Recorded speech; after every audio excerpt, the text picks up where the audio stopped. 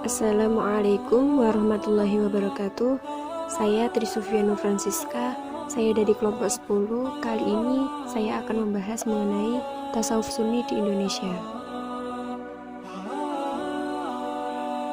Yang pertama yaitu pengertian tasawuf. Asal-usul kata tasawuf, ada yang mengatakan bahwa tasawuf berasal dari kata suf, yang berarti bulu domba.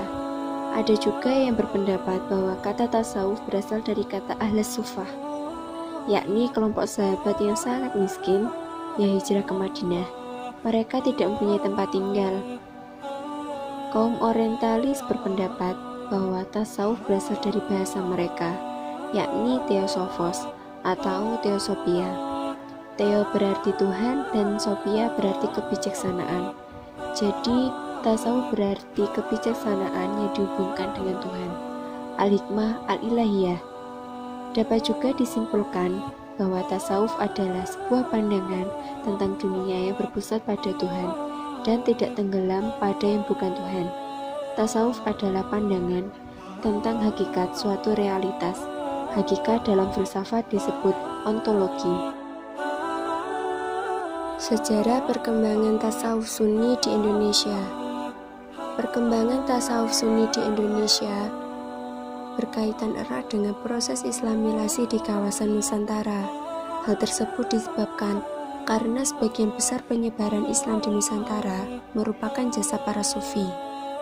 Adapun tokoh-tokoh sufi yang sangat berpengaruh di Indonesia, yaitu Hamzah Fansuri, Nuruddin Al-Raniri, Abdul Rauf Singkel, Abdul Somad Al-Palimbani, Syekh Yusuf Al-Makassari, Nawawi Al-Bantani, dan Hamka. Dari tokoh-tokoh tersebut, Islam di Indonesia berkembang dan dapat diterima oleh masyarakat bangsa Indonesia. Walau tidak bisa dipungkiri, ada perbedaan dan pertentangan di antara ajaran seorang sufi yang satu dengan tokoh sufi yang lain. Adapun Wali Songo yang juga sangat berperan penting dalam penyebaran Islam di Indonesia, khususnya Tanah Jawa. Wali Songo mempunyai andil yang sangat besar dalam mengajarkan tasawuf kepada masyarakat. Pada abad ke-12 Masehi, peranan ulama tasawuf sangat dominan di dunia Islam.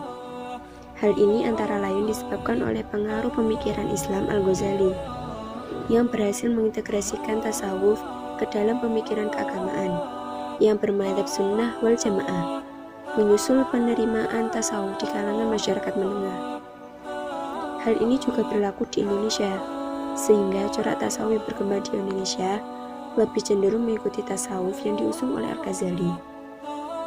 Walaupun tidak menutup kemungkinan berkembangnya tasawuf ini menggunakan corak warna yang lain.